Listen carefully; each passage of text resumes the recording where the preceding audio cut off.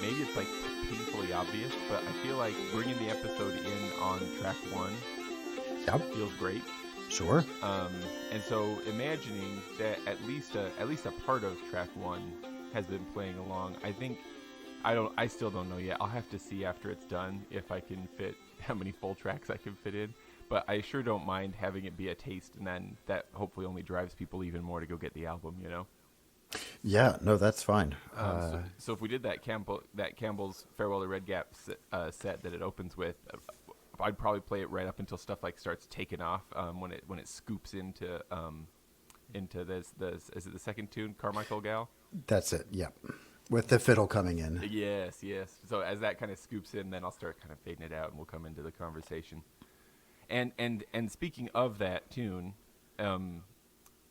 like far be it for me, Tim, to make any sort of like declaration about your musical career, of course.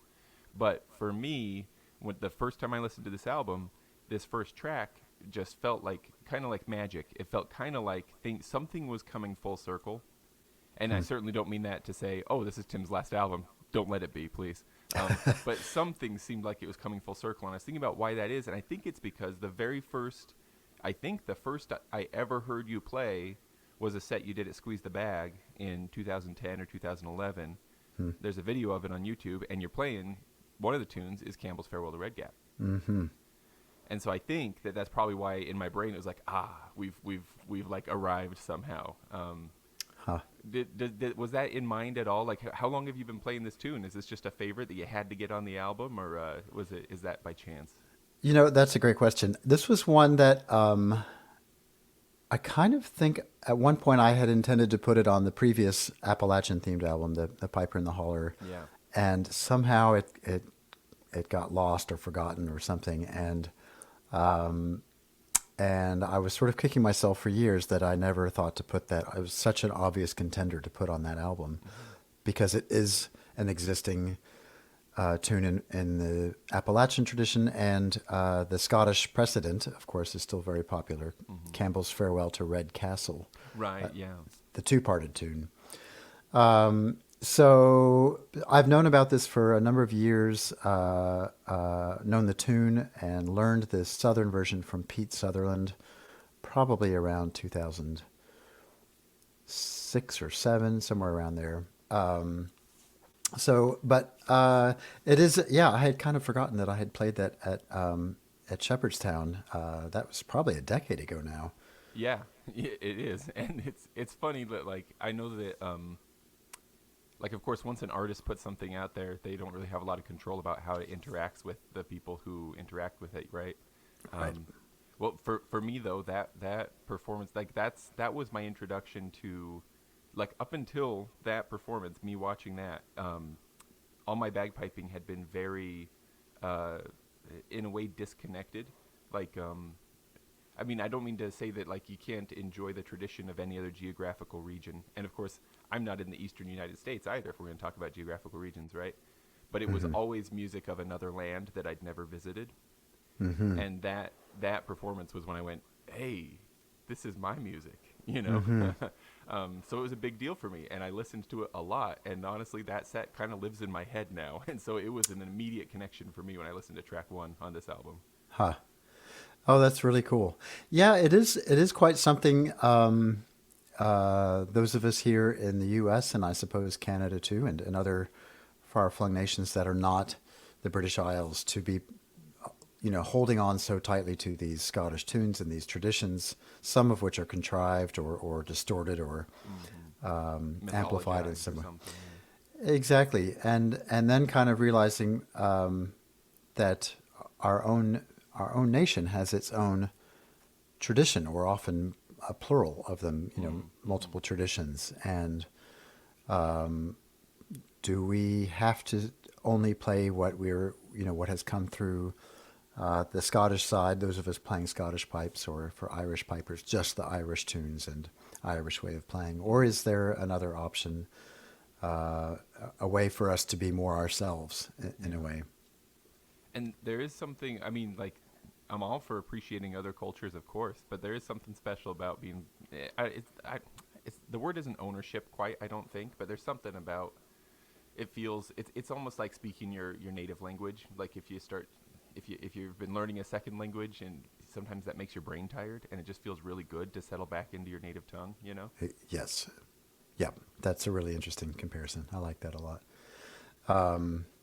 Though, depending on how long you've been playing in the Scottish tradition, for people of, playing Scottish pipes, if you've been doing that for decades, to try to kind of undo that, or learn how to speak, if you've been speaking with a Scottish accent for decades, and Mm-hmm. suddenly you're like, well, oh, I also have this American accent that Mm. I can use to kind of to recapture that, or reconfigure that, takes some work and thought. Yeah.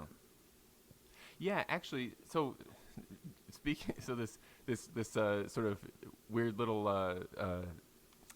connection that we're making to language and accents. I don't know. Let's riding that train a little further. In that opening tune, track one that goes from when it goes from Campbell's Farewell to Red Gap into Carmichael Gal. There that scoop, that very fiddly scoop Hmm. into Carmichael Gal. I really love that, and it's exciting. It sounds really cool. Of course, Pete's really good at what he does. But it did make me wonder, like, to what degree did you have to work consciously to make your pipes maybe kind of mimic what we might think of as more typical Appalachian instruments? And I'm thinking like fiddle style, banjo style. Like, were you using tricks to kind of meld your tone or style, like feel in with your fellows on this album? Definitely, yeah. And it took a lot of. I logged a lot of hours of playing these tunes and sort of developing these tunes with Pete, and just playing them over and over again with him. Mm, And then we brought Brad in later, who we knew would just catch on in 3 seconds, and of course he did. yeah. But for me to kind of, and we had already started this process, 10 years ago with the Piper and the Holler. Pete playing on that, though he played mostly banjo on that album. Mm, But I'd already started this journey, but I felt like I never quite figured out all the little things that I needed to do to really get the pipes to sound with a more authentic American accent or Appalachian accent in that yeah. way. And it took some reinventing of grace note patterns, or maybe more, rather, where I placed the grace notes in the tune, putting them on the offbeat rather than on the downbeats as we would in Scottish music. But the scoops, for sure, which you hear in Irish music and every so often in Scottish piping, but it's definitely a Southern feature. And yeah, finding those little tricks, even little melodic patterns that are just more endemic to the Appalachian tradition. Yeah, actually, tell me.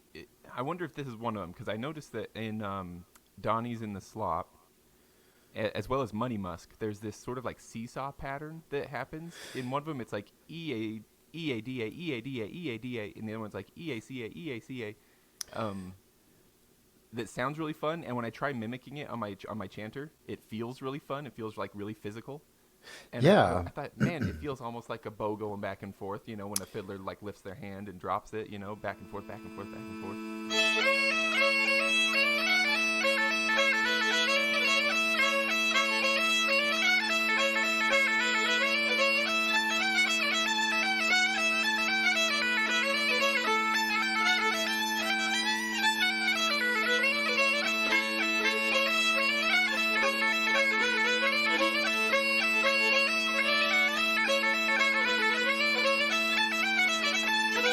What I think might be happening in tunes like that, and those sorts of melodic patterns, or even implied harmonies. So you have a kind of A major chord being spelled out between the A, the C sharp, and the E. That's a very easy thing to play on the fiddle, I think, and fairly easy on the pipes too. For someone who knows how to play the fiddle anyway, right? Exactly. Yeah. And the banjo, if you know how to play the banjo, and your banjo is tuned in to play in that key. Yeah. So the other thing, it's the ease of the Southern fiddlers playing for dances, or anyone playing for dances. You learn that you have to play tunes over and over and over again, often at very high speed, and so you're looking for very efficient ways to play the tunes, and often that can change the tune a little bit. Like, actually, it'd be so much easier if I play this note instead of that other jumpy one over there, and it just it'll streamline things better that way. So fiddlers are doing a lot of that, especially the really fast hoedowns. They're looking for ways to streamline things, and the tunes kind of evolve that way, I suspect. The other thing that's probably happening is just a musical thing where you have notes that ring and harmonize really well in the fiddle with the open strings, the A and the E, and put a C sharp in the middle, and it's just a very nice major chord. And since so much of music is about tension and release, you have to have some tension, so you kind of find a different chord that might create a little tension, or a different tuning possibly somewhere in there, or like a G major chord. We do this a lot on pipes. We play A major notes, A, C sharp, and E, and then we go to G major notes, G, B, and D. And we go back and forth, and that creates this tension and release with the drone. Yeah. And it works with the fiddle too, with their open strings ringing or droning strings as well. So I have a feeling both of those are at play for tunes like that.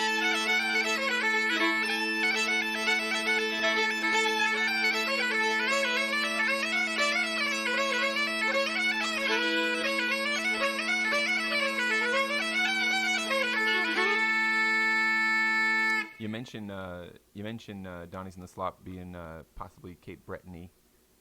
Man, I have been ignorant of so many piping traditions. Only recently did I finally figure out that I had often been confusing Cape Breton with Brittany in terms of their piping traditions. Aha. A fiddler friend of mine, we were talking about Cape Breton fiddling, and I kept bringing up things that I thought were pertinent, and she was like, "No, that's the other side of the ocean." I was like, "Oh man, now I see what I've been getting wrong." The name is the word Breton is very confusing. Yeah, and you are not alone in having had that confusion at all. Well, and I'm still not sure I could always sort stuff out by ear, but it has been fun. Jeremy Kingsbury over at the Wetootwaag Bagpipes and History podcast, to finish out the most recent season, he had like this mixtape where he just would play music from other artists and then talk about it. And he had so two things. He interviewed a Cape Breton piper. Now I'm nervous, so I can't remember his name.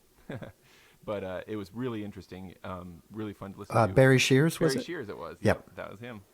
Really great interview. I listened to that one a few times just because it's so fun to hear him talking about a tradition that was like, what? It's like, he talked about like piping interacting with like First Nations people having learned to fiddle, and just like this I mean, this is what I mean. It's so much of what's exciting about this album as well, right? The transatlantic movement of music and you know, different genres working together and stuff like that. It's the new synthesis that comes out of them and stuff, you know. Exactly, and there's no stopping that sort of that, you know, the musicians hearing something from another tradition and saying, "Oh man, I want to try that," and it's just inevitable that you get these combinations and these Yeah. fusions that, in some cases, will become their own tradition, and certainly is the case with Cape Breton, but Appalachian music for sure, with the influence mostly of the traditions from the enslaved Africans. Yeah. Yeah, and actually, maybe we should hop over to that real quick. Is it only a problem on my side of the Mississippi that people say Appalachia? Um, No, not at all. Both pronunciations are fine. In that, the people who are from that region more often pronounce it Appalachia, like I'm going to throw an apple at you. yeah, yeah. But I think even though I was born in Tennessee, we left when I was fairly young, and we were up north for a little while and then down to Central Florida. And I think for much of my youth, I wound up saying Appalachian, and it wasn't until I kind of began to pay more attention to the tradition that I heard more and more people in the tradition using that pronunciation, and it sounded kind of remotely familiar to me, and I've readopted that. Yeah. Yeah, I remember PBS did a documentary about the people of Appalachia years ago, and I remember hearing a lady talk about that pronunciation, and she said, "Go ahead and say it however you want." Yeah. But she related it to if you were in Ireland, if you were to call the city Derry or Londonderry, she said, in one word, you're going to tell whoever you're talking to if they can trust you. And so she said, Oh, if you want people who live there to trust you, you're going to say Appalachia. huh. And if you say Appalachia, they know a lot about you in just Yep. one word. That's a really good point. Yeah. Well, and also, by the way, I really appreciate sort of like word crafting and the explanation that you give, and I'll link to it in the show notes for anybody who wants to read when you're describing the album and how it came apart, came together. You mentioned it was an Appalachification of many tunes. Absolutely. And you used the word transmogrification, which I know exists in dictionaries, but I don't know of anybody who uses that word who hasn't read Calvin and Hobbes, and so I've got to assume that you've enjoyed some Calvin and Hobbes. You're completely accurate with that, and I did Google to see if that was really a legitimate word. And Yeah. when I discovered that it was, I thought, well, how can we not use this? Yeah. But Appalachification might be something newer in the Yeah. lexicon. Well, I like it, and we've now got a bunch of subjects to apply it to, all these excellent tracks. Oh yeah, but that was the thing that Jeremy had mentioned in one of his episodes. He played a track of a Scottish fiddler playing Strathspey on the fiddle, and that's the first time I've ever heard a Strathspey on anything that wasn't bagpipes. And it was almost an existential crisis for me because I've been playing Strathspeys on my bagpipes for like 15 years, and in one moment I went, we shouldn't even be trying. Like, this is a form meant for the fiddle. It obviously developed on the fiddle. Why are we even trying to do this with the bagpipes? But I think good pipers can do it well, and that's part of what I loved about this album. I think you clearly pushed your small piping style further into the realm of like sharing things with the instruments you were bouncing the sound off of. Like, it's not like it's a bagpipe album with accompaniment. You know, Right. it's a Yeah. banjo album, and it's a fiddle album, and it's a pipe album, and they all work together in very equal ways, which I loved Piper in the Holler, still do. Some of my favorite tracks are on there. In fact, I've got the LP cover hanging on my wall as wall art because I like the cover so Wow. much. Oh my gosh. Don't want to make you feel uncomfortable or anything, but I like it that much. So it's nothing against that album when I say that, like, it feels like that album was already magic, but this album, The Bird's Flight, pushes that magic even further. Like, it refines what the Piper in the Holler was going for even more, and kind of like finds the spot. You know what I mean? Yeah, well, I'm glad. It's very encouraging to hear you say that, because that was kind of our goal, was to try to make this really, really click, really work. And we haven't had the benefit of, hundreds of years of these three instruments all playing together and sort of evolving together, and the music evolving to match that, and paired with the dance tradition as well. All of that mixed together, and in some ways the language. It's very hard to separate those three in an established tradition. So to be bringing the pipes and just sort of plugging them in suddenly, and to do that gracefully or tastefully is took some work, and I'm sure there's plenty of room for improvement still. But one thing you could say, well, there's the disadvantage of the pipes not, evolving with Appalachian fiddling styles, so that they weren't together, or with the banjo for a couple hundred years. Mm-hmm. That said, I think in some ways the fiddle kept some bagpipiness about it in Appalachia, since so much of that tradition is from the British Isles. That droniness, some of the modality of pipe tunes has always been there, always been present. So the pipes in a way have been there, just not physically as an instrument. Do you feel like with the banjo though too, and maybe it's just lucky happenstance, but I've always been really drawn to that claw hammer style, mm-hmm. and it certainly seems like we hear plenty of that on the album.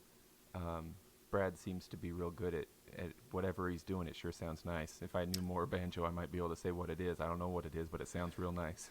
Yeah, he's superb. Yeah. But it feels like there's some of that drony quality going on there as well, and maybe that's part of what makes the blend of the three work so well, is that everybody can kind of drone. I don't know. Yeah, for sure. And on the banjo, it's a well, in the fiddle too. And I think this is partly why I muted the bass drone of my pipes. I didn't ever use a bass drone. Tell me about that. That is interesting. The drones. Why do you think that works so well? I think it just to sort of maybe better match that high lonesome sound, as they call it. The fiddle does not have any low drones. The banjo does not have any low drones. Right. The fiddle doesn't even. Droning, it's the highest string on there, huh? Yes, exactly. If you think of the lap dulcimer, there are no low drones in that. So a lot of the instruments that are endemic to the tradition don't have low notes, even, much less a low drone. So it just felt out of place to have a bass drone going for this album. And in fact, whenever I play Southern style music now, I tend to not include the bass drone. And also that can get a little muddy. That can conflict with the lower notes of the banjo sometimes. So it just kind of gives some room for those low notes of the banjo to be heard a bit better. Yeah. Speaking of letting things be heard a bit better, do you feel like part of the piper's skill in playing music like this is knowing when not to play? Because it seemed to me like the track where Pete is singing, Moonshiner, seems like a really strong example where the pipes are there, but they're contributing to the overall whole. Like, they're not getting in the way of Pete singing. You know what I mean? And that would be a shame, of course. It's fun to listen to Pete sing. Yeah. Yeah. And in a live setting, that gets a little more complicated, because in the studio, you can control the balance of volume of everything and isolate everything and have a whole lot of control that way. Live is a little tougher. Thankfully, Pete has a very strong voice, so he can compete with a small pipe chanter. Myself, if I'm singing just on my own, I do not have a strong voice, or haven't trained it enough to be stronger. So, now where was I going with that question? Pete singing, pipes not playing to get in the way. Right. So not to play, I guess, being a reductionist, maybe. Yeah, or finding ways to not draw attention to the pipe part, even if it is sounding. There's the volume aspect, but also not doing too much in terms of changing notes or embellishments that might catch the attention of your ear. So trying to keep the background supportive and supportive, but not distracting. Yeah. Kind of like a movie soundtrack in that way. Oh, yeah.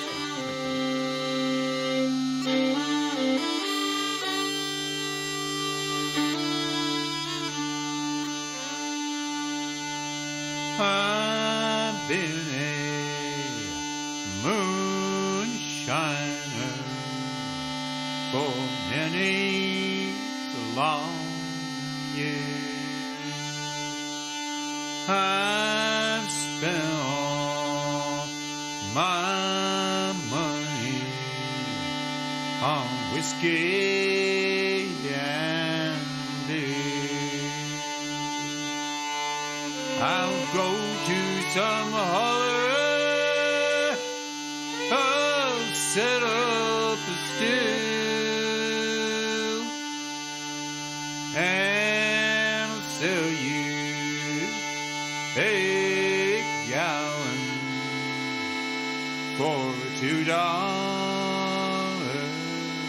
bill.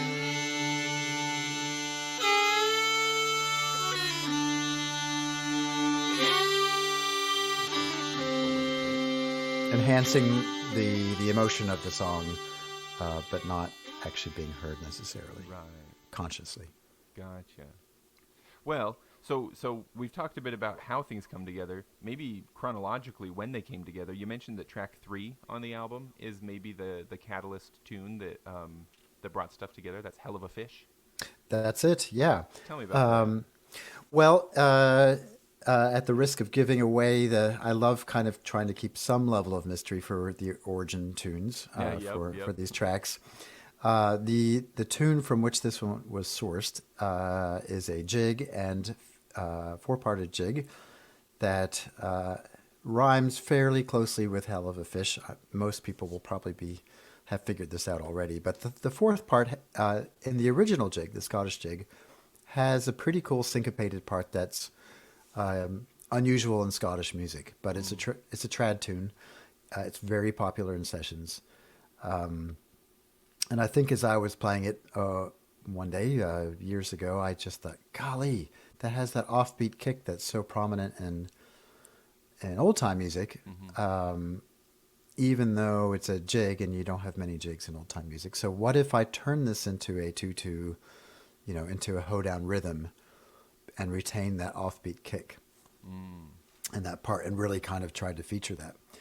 And I made several attempts at doing that, and I began to share them with Pete, who was not all that impressed. And in fact, the little spark that this tune started kind of fizzled for a year, possibly 2 years. Well, it just wasn't that successful, what I had tried to do. But for some reason, we both felt inclined to try it one more time a year or two later.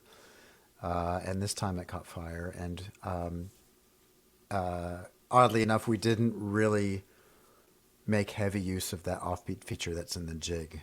That kind of got smoothed over a little bit in this final version. It's interesting that it would be a thing that gets you thinking in the right direction, but then wouldn't feature in the Right, yeah.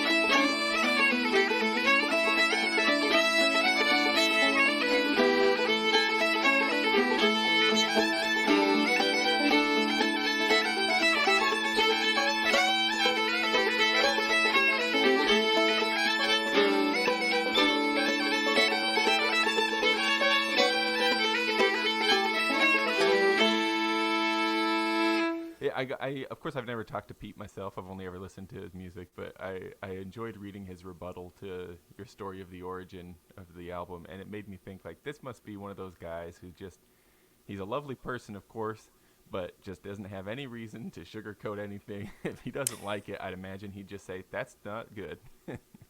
Exactly. Well, he can be very diplomatic at times, and so much so that you actually aren't entirely sure of what he's getting to. Oh, yeah. But he has a great sense of humor, and obviously he's a good writer. Yeah. And quite a wit about him. And and never wants to take himself too seriously, or any of us. And it's very, very refreshing and very much needed in our world. I'd like to talk to Pete someday, if for no other reason than because I was listening to some of his albums, and this takes us off on a tangent. I don't know if you'd even know if you'd have heard it. He has a track on which one of his albums? I can't remember now, but it's called Pioneer Children. Mm-hmm. I was surprised when I saw it because there's a really popular like Mormon children's song here in Utah that like any Mormon kid growing up will have sung this song. And I was like, well, no way is that. Because as far as I know, this is where that tune originates. You know, it's about the Mormon pioneer kids walking across the plains into Utah. Huh. It is that song. It's that song. Pete turns it into art, too, because, like, I mean, it's kind of like Twinkle Twinkle for me where, like, you know, kids singing it and you sing it so many times. And it's like, and even the melody of it's like, pioneer children sang as they walked and walked and walked and walked. And the old joke is that you just keep going forever and walked and walked. It's not super musically interesting. Pete makes it beautiful. And not only did he play, I think he sang too. And I was like, well, now wait a minute. How did this song get over there? What's Pete doing with this tune? He paired that with something else. I'm remembering that track. There's another, and I don't remember the origin of that track, but it is probably not of British Isles origin. But he has had a lot of influences in his musical upbringing and explorations, a vast array. And there's no telling where he's going to draw inspiration from, but such a great musician and such a great person, and I bet he would love to chat with you. So, and he would have some very, I bet, fascinating things to talk about with you in terms of spending a lot of time with a piper. Yeah, it'd be good to get the other side story. Exactly. Right? Let us know what are we like. Exactly. Because so often I feel like as pipers are like, why won't more people play with me? Maybe you could give us some insight. You may not want all the answers to that question. Well, I'll tell you, Tim, initially going into that tangent, I was like, I'll probably cut this out of the episode later. But so much of my listenership, is my local friends. And so they might actually find that little anecdote interesting. I'll put a link to that as well down in the show notes. Oh, yeah. Yeah, that's probably, I think I found that on Spotify, that exact track, not that long ago. So, well, let me drag us back in with something else that might be, maybe this is too much, but you got track 6 on this album is Macaulay's. Macaulay's, yep. Macaulay's. See, this is my. Do you read much Tolkien, Tim? I have read Lord of the Rings and loved it. Yeah, but I not, love it too, man. And The Hobbit, but. Right now, Oh, well, fun. I'll take you just a little tiny bit deeper for a sec to tell you why this track is special to me. In the Silmarillion, one of the minor gods is named Aule, like with an E with the 2 dots over it. That's why I said Macaulay's. I can't help it. Of course, it's spelled differently, but Macaulay's is what I should be saying, right? Macaulay's. How did you pronounce it? Macaulay's. So yeah, Aule would be this. Macaulay would be son of Aule, so that totally fits. Yeah, well, and Aule is one of my favorite of these minor gods in the Tolkien mythos. He was a maker of things, like just loved making things. He helped make the sun and the moon and even the earth, and he had no interest in possessing anything. He didn't want to own any of the stuff he made, and he was actually the one who created the dwarves.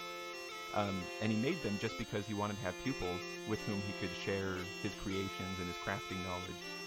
And the like superior god, the like father god, if you will, Ilúvatar, basically was like, okay, tell you what, I'll give the dwarves independent life because I love that you are being a sub-creator, And so Aule was like, well, thank you so much. And so, but so often dwarves are Scottish, when they're presented, And so it feels like, man, the name Aule is probably more like an anglicized Scotch Gaelic name, which probably comes from Norse tradition or something else, even further back. But it feels like it feels like my worlds are colliding and mixing together in such a beautiful way, and I can't help like painting mythical images behind this track of Aule creating the sun and the earth. And Wow.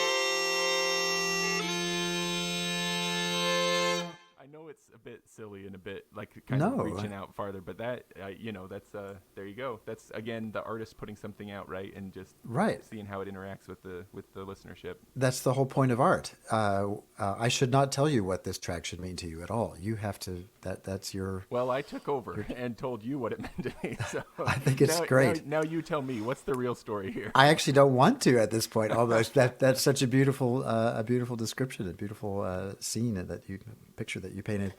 Well, we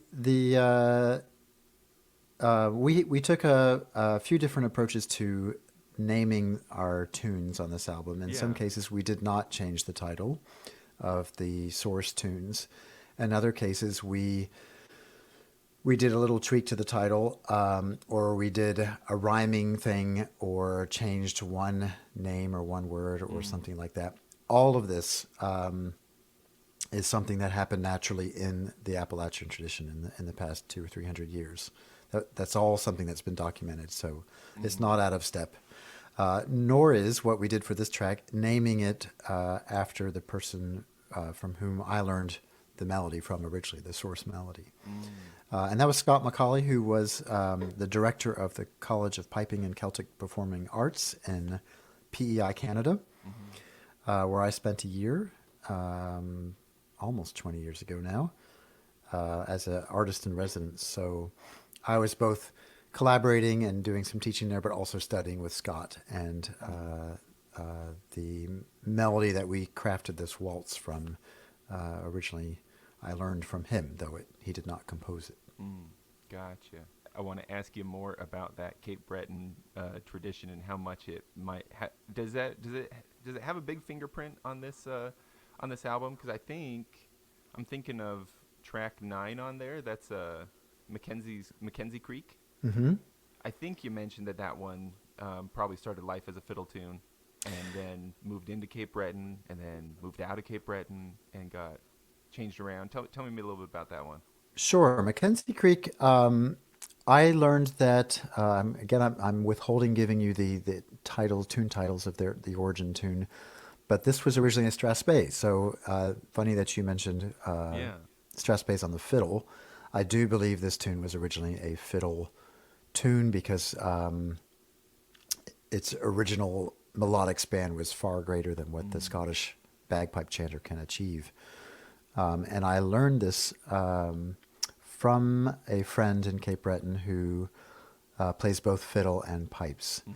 And I don't know that he was the one to compress, to kind of fold the tune in on itself and get it to fit within an octave. Somebody did over there. And I've always loved the tune.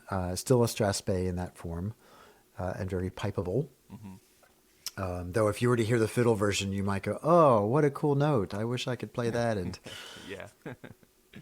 Speaking of cool notes that I wish I can play, go say anything you have to say about this tune, and I'll ask you some hardware questions afterward. Sure. So just to finish on that one. So I've known this as a Cape Breton Strathspey as a pipe tune for myself, and not many other people that I know have outside of Cape Breton have known this tune. But I've taught it to a number of folks at workshops and private lessons and whatnot. But it just seemed like that was one that I started to mess with a little bit and shared it with Pete early in that process of Appalachification, and he seemed to really take a liking to it. And it was one of those moments where when we brought Brad into the picture and just had the two of them jam on the tune for a little bit, you realized how sweet that on its own was, and it didn't really need the pipes anymore. The version that's on this album is pipeable. It does still fit within the octave. But it's nice to have a break from the pipes every so often. They're a pretty intense instrument, and so we didn't want every track to have bagpipes on them all of the time, or every track to even have any bagpipes on them necessarily. So this was a great option for just fiddle and banjo, playing a tune that was originally Cape Breton, maybe Scottish, fiddle brought into piping, Scottish style piping, then Appalachified and given back to fiddle and banjo. And it's one of my favorite tracks in the album. Maybe because I'm not sitting there judging the piper. I can just let go and enjoy the ride.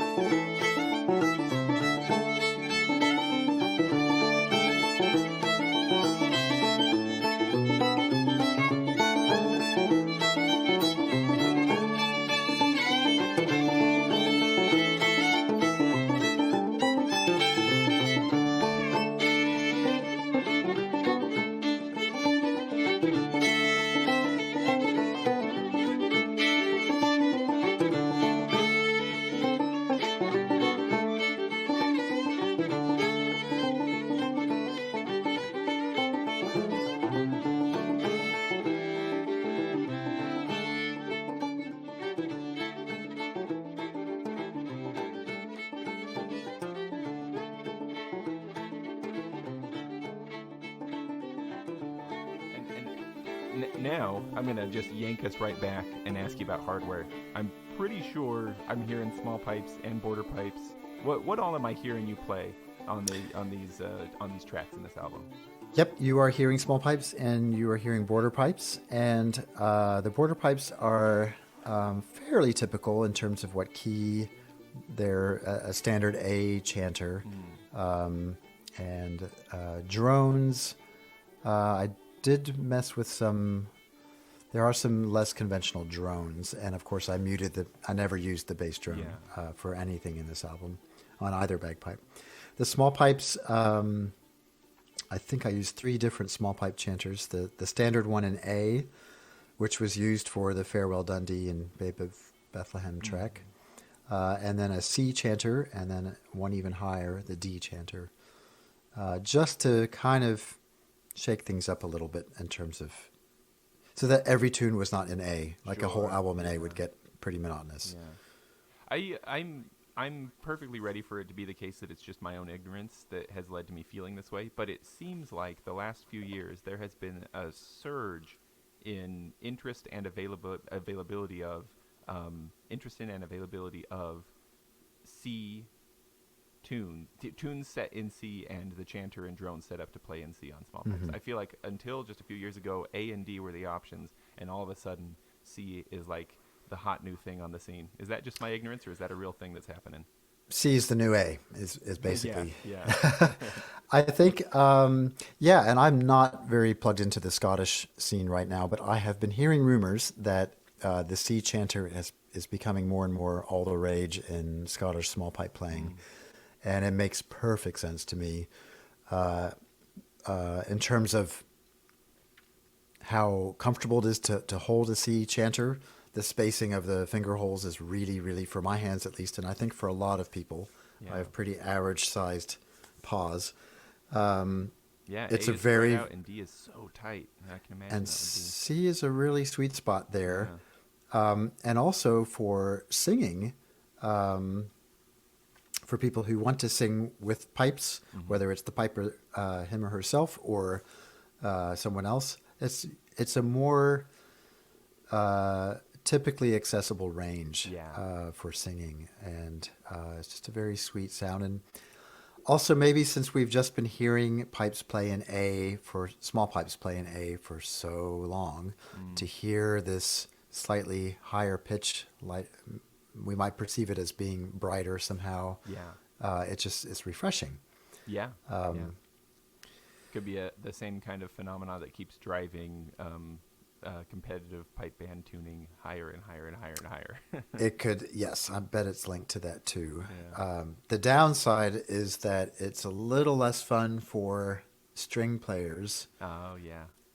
Because once you play in what we think of as D major, a tune in the key of D that sounds in the key of F on a C chanter, which isn't terrible for string players, but they tend to prefer keys that have sharps and not flats, and the key of F sure. has a flat. And I have to sneeze. Oh, go ahead. I'll cut it out later. No problem. You can keep it in if you want something entertaining and gross. It's below 17 over there. So you gotta be Yeah. Yeah, I'm getting over what might have been a cold or might have been Omicron. I don't actually know. Yeah. We tested multiple times and it was always negative, but very suspicious timing and very suspicious symptoms. So. Yeah. Oh, our household is in the same situation. Everybody's Yeah. getting over it. Yep. So I'm still have the clogged plumbing here. I apologize. You're No, getting a it's very intimate listen on that plumbing. No problem. It's coming through nice and clean. Now, Oh, good. maybe do you? I wish I knew off the top of my head. Where's a tune in that you use the C chanter? I think Macaulay's is one. Okay. The very first track, Campbell's Farewell, I think is another. Let me just double check. We do, and you won't have access to this if you did a Bandcamp download, but if you have the physical album or look on the album's website, we do list what instruments are played. Oh, I apologize. see. No problem. Yeah, I And think also- the digital track list will list like who is playing, but yeah, not as much information about which instruments are playing. No, the metadata won't have the really detailed stuff, but the website does, and the album liner notes does, and Oh yes, I see. so I'm actually looking at the website as we've been talking, so I see that. The other fun thing about this, looking that you can start to see that not only am I changing what instrument or what key I'm playing, then the banjo and the fiddle are also changing their tuning patterns on with their Yeah. strings, which is quite a feat. Pete hardly used the same, and maybe for that matter, Brad as well. They hardly use the same tuning for two different tracks. Constantly shifting their tuning patterns, and each one has its own personality, but also requires its own mental gymnastics for like what I've always thought of as an A with this position of my ring finger or whatever. Right. Yeah. This is now a different note, Yeah. and that takes a lot of mental work to and a lot of muscle memory for that to fall into place. Yes, absolutely. That makes a lot of sense. I mean, that's precisely why so many of your arrangements you provide, even if the like the organ part, for example, is in D, you provide the A fingering for the piper, just because it's easier for no matter what instrument our hands are touching, it might be easier to just keep thinking the same way. That's right. Yeah, and some people may enjoy the challenge of reading in the actual sounding key that you're playing in, but in the orchestral and concert band worlds, there are plenty of transposing instruments, and it's for that same reason, so that you can swap instruments and sound in a different key or in a different register, but you don't have to reassign different notes to the same fingering patterns, or vice versa. Well, Tim, if it's okay with you, I see a track that I want to pull in right now, just since we've been talking about the sea chanter, Kilmarnock.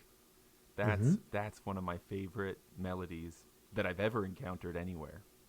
It comes up in your hymn collection, and here, I'm suddenly having like a my brain is suddenly melting a little bit. This is, correct me if I'm wrong, because now I'm like, wait, was that on Piper in the Holler? This is where we've got the words to Amazing Grace, right? Correct.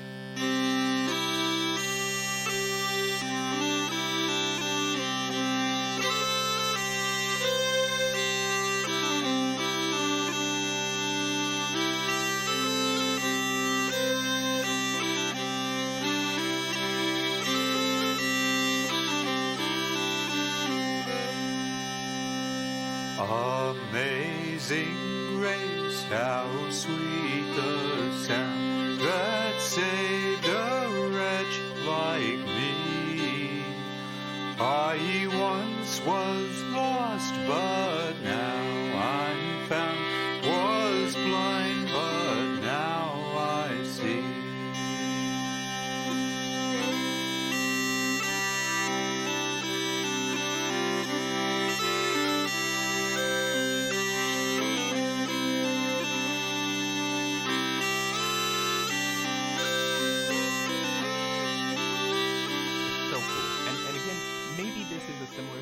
I've heard Amazing Grace with New Britain all my life, and so maybe it's just that it's different that's exciting. And that may be a big part of it. But this is just, I mean, and also it's Pete singing, and Pete's got a great voice. But then also the small pipes are in C, and so even though I hadn't realized that before, maybe that's part of what's making this, really, really tickle the inside of my ears. But I love this track so much. Well, thanks, and almost all credit goes to Pete for this one. I did introduce the original Scottish hymn tune to him, and he very quickly just created his own version of it. This particular melody is really pretty much 100% Pete Sutherland in terms of the Appalachification of it, to use that word again. And that happened very organically, very quickly. He was just messing around with the fiddle, and it just arrived very quickly, and we knew this was a gem almost instantaneously. And but the trick for us then was finding words, finding poetry that we thought was a good fit.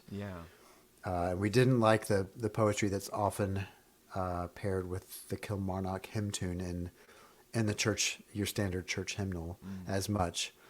We were looking at secular options, and Pete was looking at, had a collection of poetry of, I think, some Appalachian lyrics and whatnot that he was trying various ones out, and none of them clicked. But we went back to that first day when he was messing around with this tune, and just utterly spontaneously, just to try singing it, he just thought, oh, well, Amazing Grace will fit this. Let's just try those. Just as a placeholder, huh? Exactly, just to sing it for now. But we never found anything we liked better than that. And it can be really fun to take a really, really well-known lyric or melody and swap it out with something, a different pairing. And church hymnals and shape note hymnals have indices for this in the back for this very purpose, where they have the metrics, an index of just the metrics, the meter of the poetry or of the melody, and you can find a different melody for, you can put Away in a Manger in it to a totally different melody, and it can be really refreshing to do that and it brings the poetry to life, or brings a stale melody to life if you put new poetry to it. Right, yeah. It makes you think about either one of them in different ways. And I wonder, again, far be it for me to pass judgment, but I wonder if, I'm sure this would still have been pleasant no matter what the lyrics were, but I wonder if it would have quite been the same kind of magic that it is if it had lyrics that were unfamiliar to the listener. Maybe with so many other things about it being unfamiliar, maybe having that one connection that, like, I've heard these words so many times, but this is different. Maybe that's part of what makes them lean in, Yep. I think you're absolutely right there, and it is, and it's fun to sing it too. And we all three of us at some point are singing on that, kind of like the session idea where we join in bit by bit because we're sort of just drawn into participating. That makes me want to ask you about a little bit more about the process of how these. Is it the same process for every track, or is it totally unique? Because listening to track 8, for example, that goes Farewell to Dundee into Babe of Bethlehem, makes it, to me, listening to it, it sounded like Brad was like, hey guys, here's a tune I like, and he started playing it, and then Pete was like, yeah, that sounds kind of nice, and then kind of joined in, and then you sitting there kind of fingering along quietly finally felt like, oh, okay, now I think I can come in here, and then came in. It felt like an organic jam session that built in a way. And I'm sure that that's not the case for all the tunes, but was that the case for this set or for some? Well, you have such good visions about these tunes, and I'm afraid the truth is maybe a lot less exciting. But let me pull some more books off the shelf and read you like some Tolkien poetry and be like, oh, hey, please, surely this inspired, right? Oh my gosh, I don't mean to set you up like that, Tim. Sorry. No, it's so much more fun. Well, we can hold both options. Yeah. And I can just say that my memory of which could be now skewed and false. So maybe what you're imagining is the truth. We'll have Pete write a rebuttal.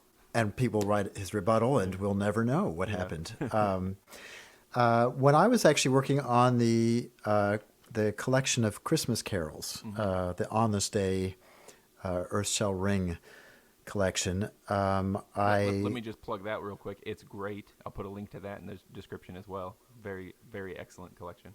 Well, thank you. And we have chatted about that We on your have, yes, podcast sir, yeah. a while back.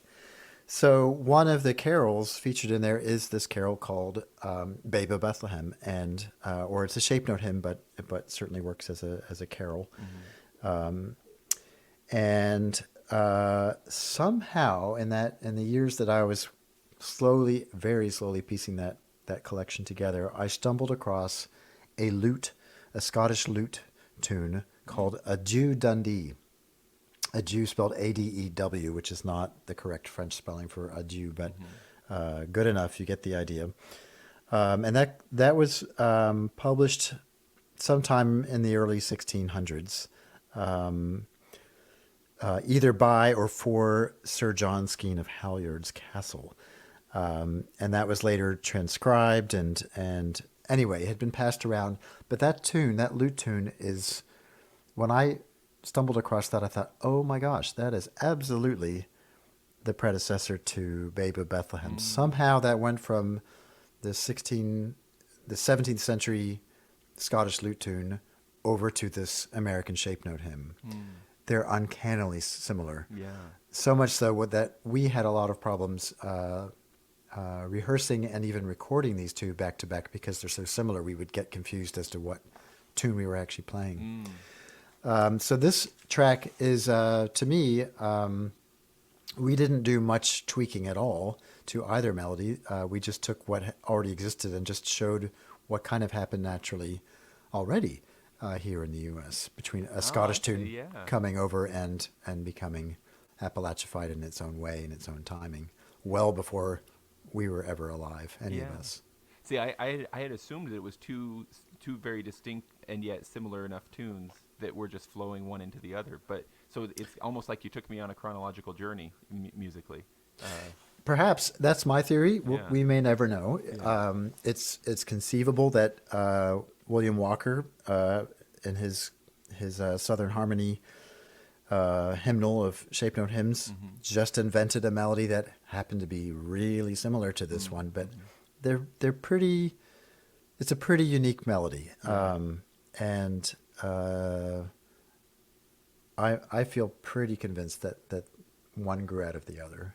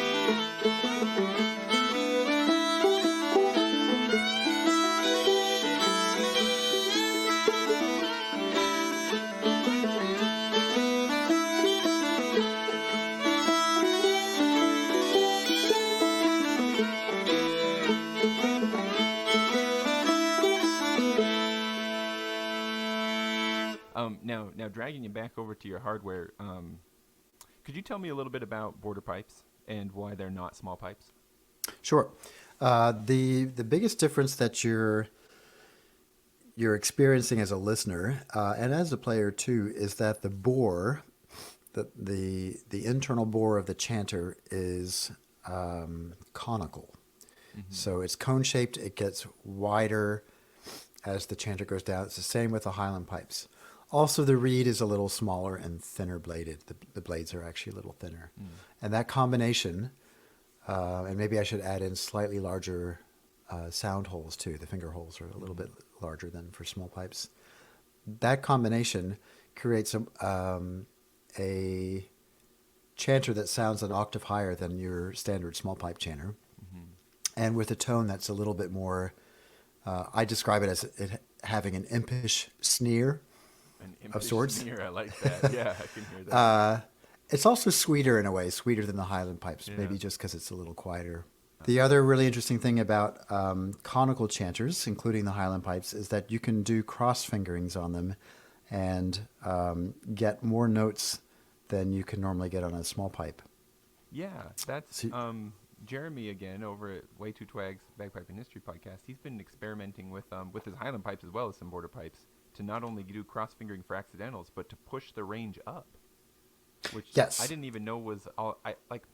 I had an idea that you could get up to a B, but he's been getting up to a C and even a D sometimes. Wow. And I understand that this actually has plenty of historical precedent. It's almost like we've forgotten how to do it. Yeah, I think a lot of the border tunes often feature a high B or higher, and it's something that's happened in the woodwind family of instruments and has been happening for a long time, and we're among the only ones not generally doing it. Is that overblowing? Yeah. The hard thing with pipes is that the reed is not in contact with our mouth. We cannot manipulate the reed with our mouth, with our embouchure, which a clarinetist can do, an oboist, saxophonist, all of those guys and gals, and everyone can manipulate the reed with their mouth as they overblow. Yeah. And they can have more control over the tuning and the tone that way. Well, and We in can't- those cases, they're not throwing their drones off by doing so either. Exactly. And uilleann pipes also do some of this, and a lot of it is bag pressure related, but I gather it's not quite that simple of just squeezing harder. But that is definitely a part of it. And they have a nearly 2-octave range. But again, the tuning can start to suffer as they go up higher, and the tone perhaps as well. Yeah. So this border pipes themselves as an instrument and the tradition of music are both things that are fairly new to me that I've really been enjoying. I dropped a heavy hint to my wife, and luckily for Christmas got a collection that Matt Seattle put together called the Master Piper. Oh, it's a great one. Yes, Yeah, I love that. it's been a lot of fun to start looking through, and it's like this whole nother little tradition that was just tucked in the middle of traditions that I thought I was familiar to, and I had no idea this one was there all along. So I find this stuff exciting. Who makes your pipes? I know I asked you a bit about this when we were talking about the Christmas collection, but the ones that you were using on this collection, if as long as you're okay calling out the Sure. makers. Oh, yeah, happily. I hope they're okay with me doing it and Sure. not like, oh my God, I doubt they'd be embarrassed. Like, oh, I don't want to be associated with this. who knows? I'm not going to assume anything. So I have a kind of hybrid instruments at the moment. Yeah. The first bellows pipes I ever owned were a set of border pipes made by the Garvey pipes. Nigel over in Edinburgh, who died not that long ago, maybe a year ago or so. Excellent set of border pipes, but it is hard to get repairs done or tweaks done or reeds modified when you're on the other side of an ocean. Yeah. So that reality, paired with getting to know pipe makers here on this side of the Atlantic, some very talented pipe makers, has led to that set of border pipes gradually becoming... like piece by piece. Yeah, well, Yeah. the chanter, Will Woodson and Nate Banton made the chanter I've been using for the past 4 or 5 years now. Every time I hear a set of their pipes pop up on YouTube or something, it sounds amazing. I love their work, and I love them as people too. They're really great fellas. I honestly had a dream last night that I was playing one of their, what they call their complex sets Uh-huh. with those super low D drones. Yes, the testosterone, as I like to call it. That's a great name for it. I don't think they like that term, but I'm sticking with it. I wonder, I don't know if I was having like cardiac arrhythmia or something at the time, but I swear in my dream I could feel it rumbling in my chest. And that was a good dream. It was a very Oh, I good love dream. it. Oh, I love it. The contrabass drone is really a treat to hear. I do not own one myself, but I love hearing them, and I have some students who have them. Yeah. So border pipes are now the chanter made by Will and Nate, and drones that are still the Garvey drones, but Nate is working on a new set of border drones for me. And he sent one little drone all by itself to really? me while this recording was being made, because I really wanted a high E border drone for some of these tracks. Kind of the opposite end of the contrabass, huh? You're going all the way up there. That high lonesome, Yeah. high dronesome sound. High And drones, very nice. I like that. sorry, yeah. Coin that. That's still in the works, but that's where I'm heading. Is a set of a full set of Banton Woodson border pipes. The small pipes are entirely Nate Banton, with the exception of the D chanter, is one that Hamish Moore made in the '90s, and I bought that used. So that I used that one on Moonshiner, I think, and at least one other one. Oh, the title track, The Bird's Flight. So that's a lovely little D Blackwood chanter. No custom anything on that one. The other chanters all have now custom high B keys, or the equivalent of a high B. Yeah, that's what I was going to ask you about, were those sneaky notes that you pop in there that I go, wait a minute. I can't do that. Where'd that come from? Yeah, having played clarinet for a number of years as a teenager and in college, having that one little extra note there, and hearing the fiddlers do that in so many different genres, Irish, Appalachian, and sometimes Scottish, it's a very seductive note, and often not necessary, but it can be very pleasing to just kind of have that one little extra peak there. Well, it feels so much like it's like the low G, like I might not use it all that often for the melody, but darn it if it's not useful for embellishments. Yeah, exactly. And when you do use it, it's a very special moment too. Yeah. So I'm not going back probably to not having that key. I'm making good use of those. I think I'm making good use. I'm trying to and enjoying it anyway. The other custom feature is a thumb hole for my lower thumb, my right thumb, that's kind of behind the B and the C. Yeah.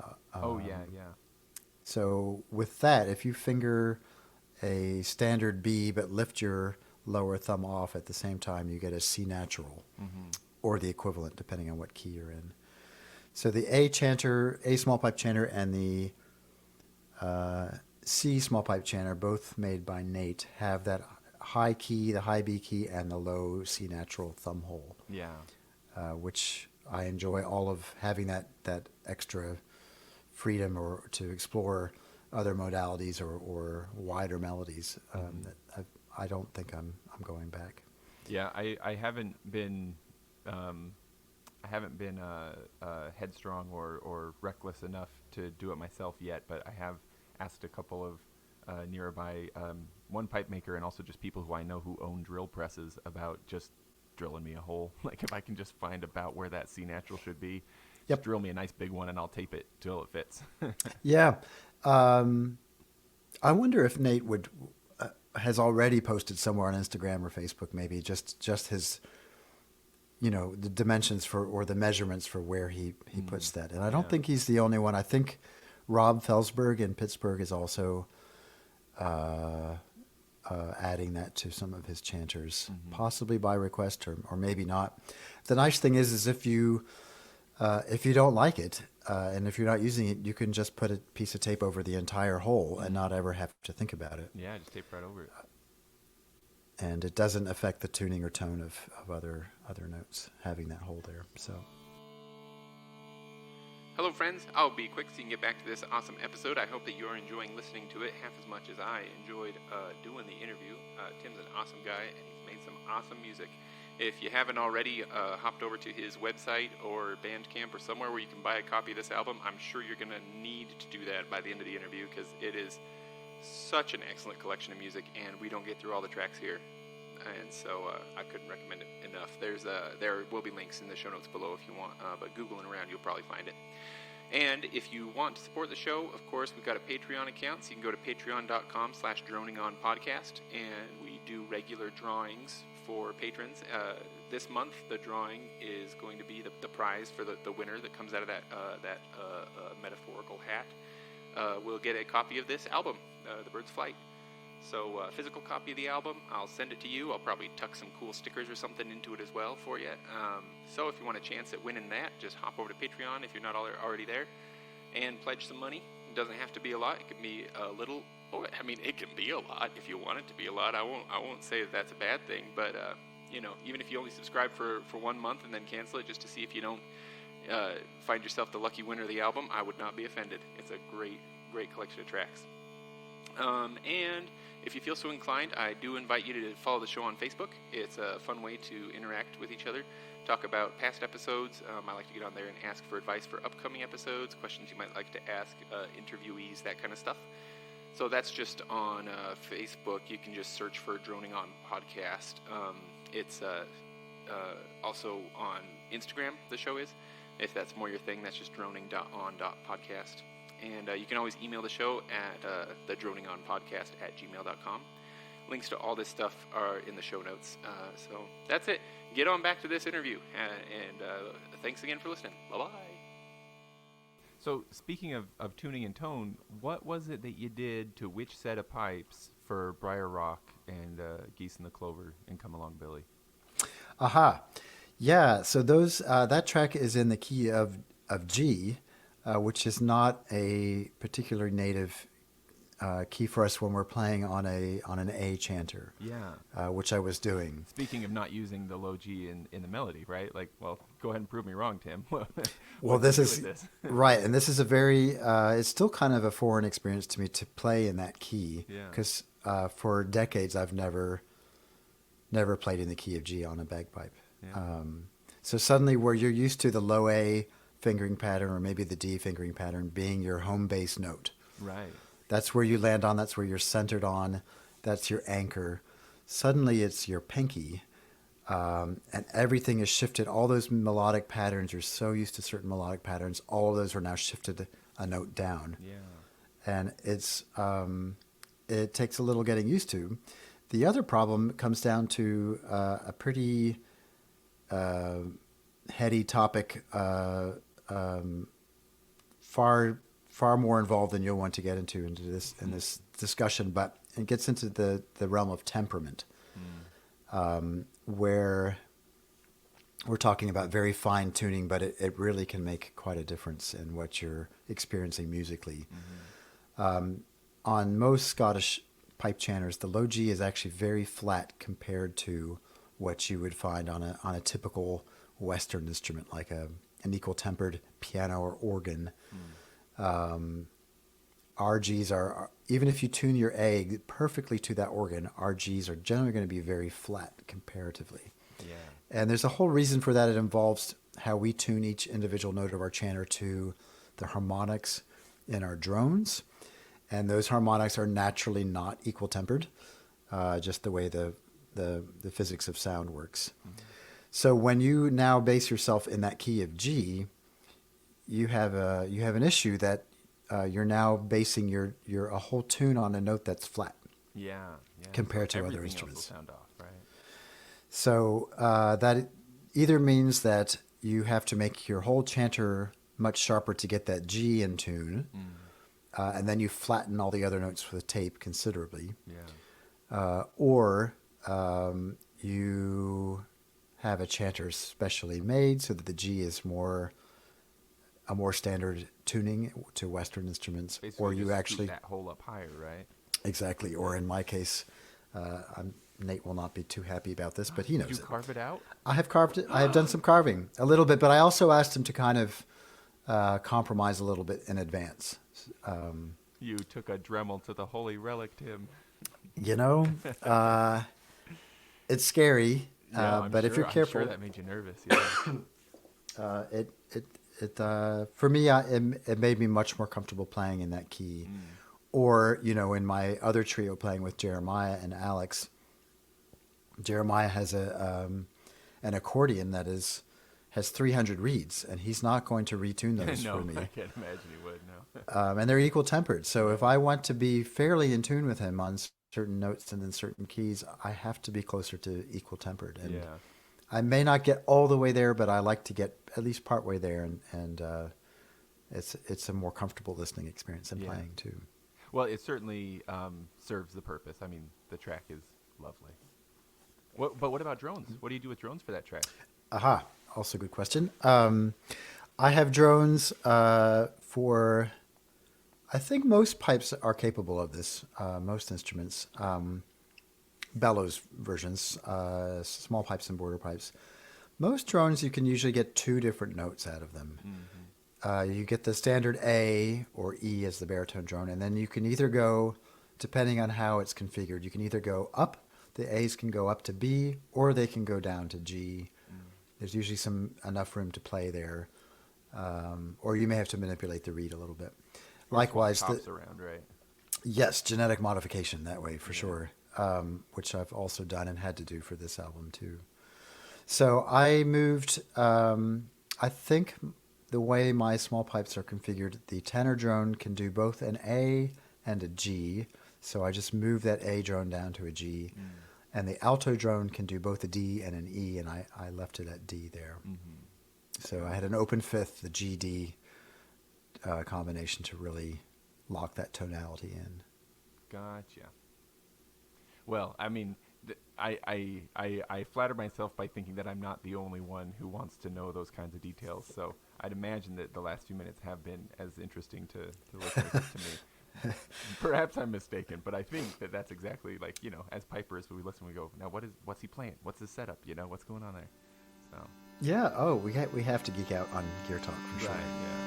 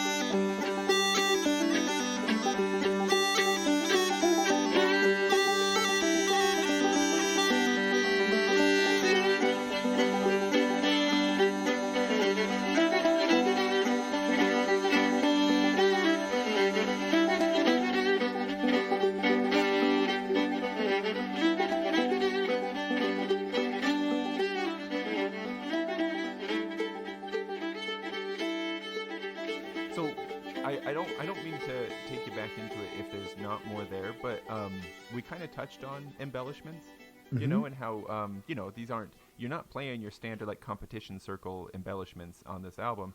Do you feel like at this point you've kind of done it enough that you could almost even write down a list of Appalachia embellishments? You know what I mean? Like, there's a special set that are for Pembroke. There's a special set for competition. Maybe there's a special set that's solidifying in your mind and in your playing for this genre. That's a really good question. At this point, I'm using, for the most part, single grace notes by and large that are endemic to Scottish style piping, but I'm just putting them in different places or using them a little bit differently. And relying a lot on the E grace note and D grace note more than the high G in some cases. Partly I just like the sound of it, and it also kind of, in some ways, mimics the higher drone of a banjo or the droney string of an open string on the fiddle. Certain notes the fiddle's more inclined to have an open D or an open E string available, and same with the banjo than say a G natural or something like that. Mm-hmm.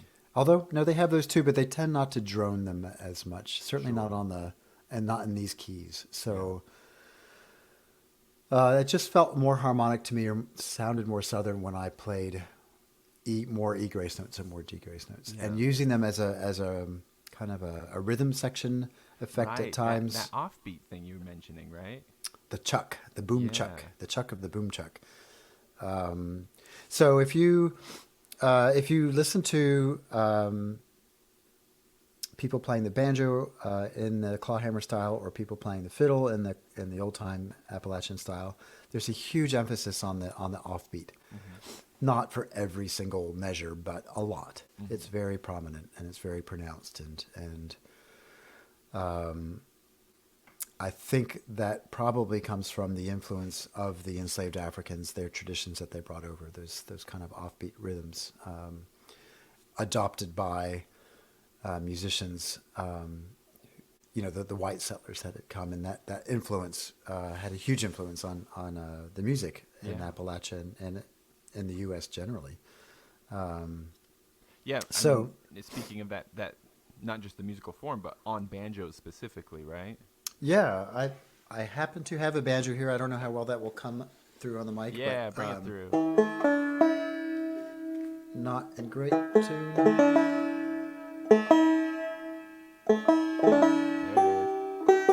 it is. So the standard pattern, the kind of bum titty, that's 1, 2, and 3, 4, and 1, 2, and 3, 4, and it's not the loudest thing you're hearing is actually what we would normally think of as the weaker beat. If you learned in a conventional way of playing Strathspeys on the pipes, you learn that the first beat is by far the strongest one, the third beat is the next strongest, and 2 and 4 are quite weak. Strong weak, medium weak, right? That's exactly it. We're turning this on its head for old-time music, for Appalachian music, and doing the opposite. So what I've been trying to train myself to do in the past several years, especially for this project, is to not play grace notes on all the downbeats, and sometimes, and very often, not play any grace note on a strong beat, and instead play them on beats 2 and 4. And after 30-odd years of piping, that's a very hard thing to change. You mentioned the thing. You mentioned that to me once in an email, and I sat down to try to do it, and I still can't do it, Tim. I can't. I hear it and it sounds awesome, but I can't get my fingers to do it. It takes some work. It's definitely possible, and it's something I love doing in a workshop setting, getting people to sort of get that groove. And the way I do that is not something I can easily do in this interview, or remotely necessarily, is to get the pipers playing just that offbeat grace note, tapping their foot on the downbeat as you do in old time music, but playing grace notes on the offbeat. So it's tap, grace note, tap, grace note, tap, grace note. And then I play a tune while I keep the student or students just playing that offbeat grace note, just droning on a low A, for example, and playing that grace note. And that helps them oh yeah, that's the feeling. Yeah. And it's sort of that offbeat chuck that you hear mandolins doing in bluegrass music, or the banjo, as I just demonstrated.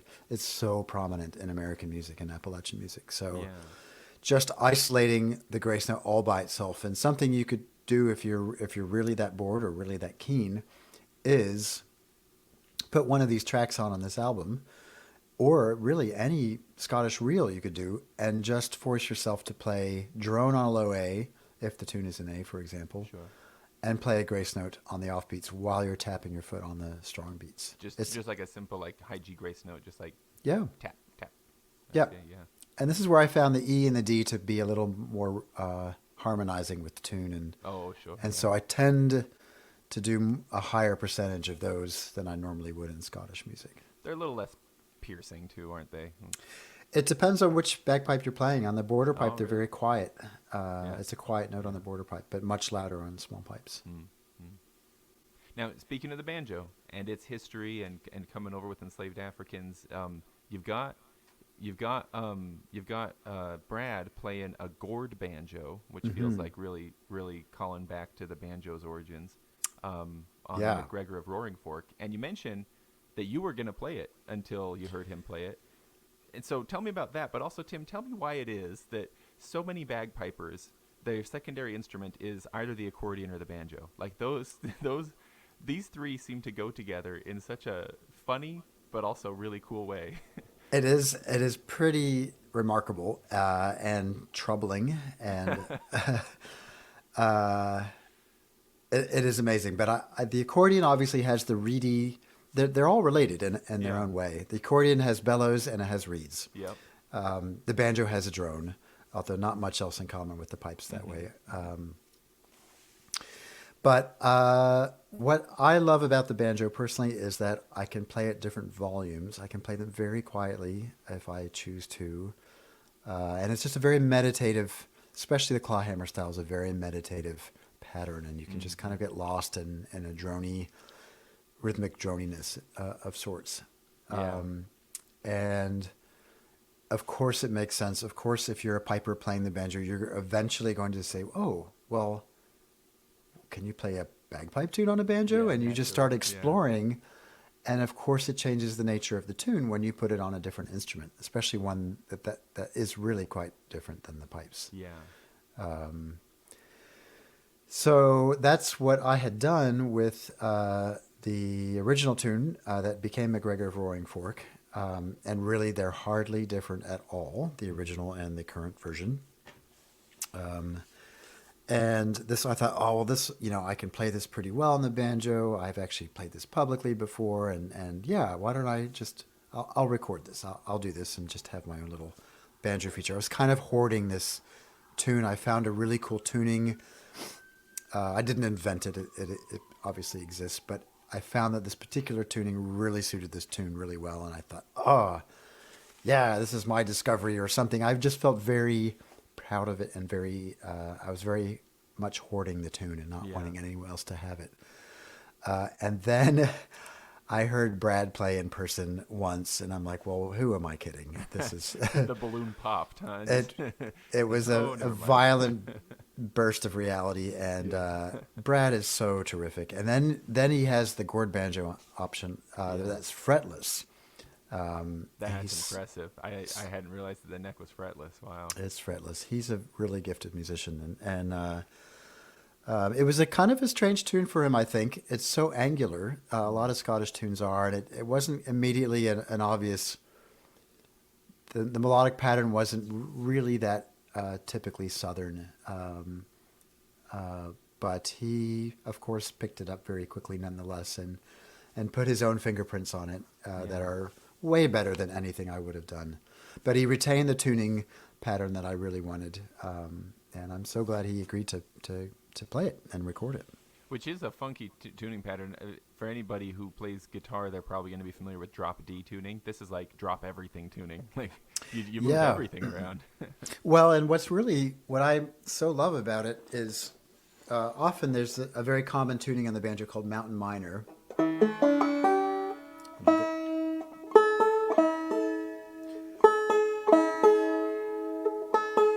Tim, I think you actually have to leave one of those strings untuned for the mountain in the mountain minor to be accurate. Trust me, it's not ever going to be in tune. But,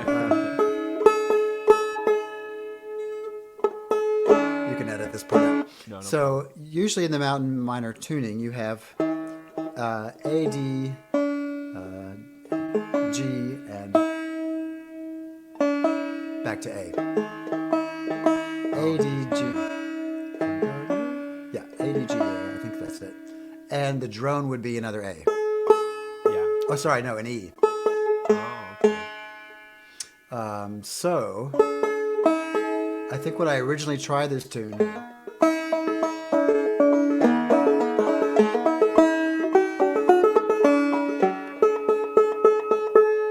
that's the common drone string. It's very harmonic, a very obvious drone note for a tune that's an A. However, having heard the odd banjo player, namely Pete Sutherland being one of them, playing in this tuning, where the drone is actually the seventh. That would be like tuning one of our drones to our high G on our chanter. Which sounds horrible. That sounds like, why would you ever do that? Exactly. But listen.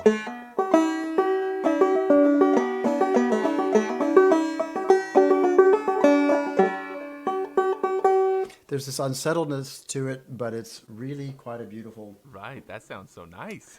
a really beautiful effect. Yeah. And once I put that tuning with that tune, I thought, well, this is gold. And then you hand it over to Brad, and that is my absolute favorite track on the album, is that particular one. And the gourd banjo just has its own resonance and rusticness to it, and the fretless aspect too is just really, really pretty. Yeah. And impressive. My goodness. I remember watching a fretless bass player play with Paul Simon, and just how such accuracy. Man, I know. It's just amazing. I know. Yeah, it's a wonder. So Tim, I told you in the lead up to doing this interview that like it would be hard for me to not talk for a long time about every single track. I'm trying to hold back a little bit here because I am taking a lot of your time, and once I've added tracks in, this is going to be a long episode. So maybe we start looking for home, a place to land. Any other tracks or aspects you'd like to talk about before we do come to an end? It could just be the title track in a way. That's kind of where I was hoping we could land to. Maybe even that Pete Seeger quote, the why you named the album this and stuff like that too. Yeah, exactly. So here's where I may divulge the origin tune for this one, which was the Desperate Battle, Pibroch. Any Highland piper who has played any Pibroch will know the melody that became this waltz, and will know that it came from that Pibroch. We hardly changed any notes from that. We just added some rhythm, some waltz rhythm to it, essentially, and a few little changes. So the Desperate Battle is also known as the Desperate Battle of the Birds, or sometimes just the Birds' Fight, I didn't which know that. we think is a mistranslation of the original Gaelic, and that it originally had nothing to do with birds, but actually a town name that is similar to the word for birds in Gaelic, in Scots Gaelic. But people may want to double check that may be inaccurate, but that's my understanding at this moment anyway. Well, it serves So the purposes at hand, though, doesn't it? yes, and exactly. And I thought, well, the mood, the emotion of this tune in no way resembles, in its current waltz form, in the Appalachian style form, in no way resembles any violence at all, any desperation or any battle, any birds duking it out or anything. So I just thought, what's a really close title that might better match the feeling of this tune? And The Bird's Flight was fairly obvious contender. Pete and Brad seem to like that. It's a very simple, no frills title, but it links to the original tune, but also conveys the overarching thesis of this particular project, which is tunes migrating, basically, coming over the Atlantic in one way or another, and setting up a new nest, a new home somewhere, and having the influences of the new land, the new cultures, the new landscapes, all affect that bird and what it becomes and how it lives. So this tune really does largely encapsulate that. A Scottish Pibroch tune becoming a waltz of the southern, in the style of a southern tune, of an Appalachian tune, maybe. Yeah. With a fiddle being played in a very southern way, and a gourd banjo, and then we throw in the pipes. The pipes come in partway through. Yeah.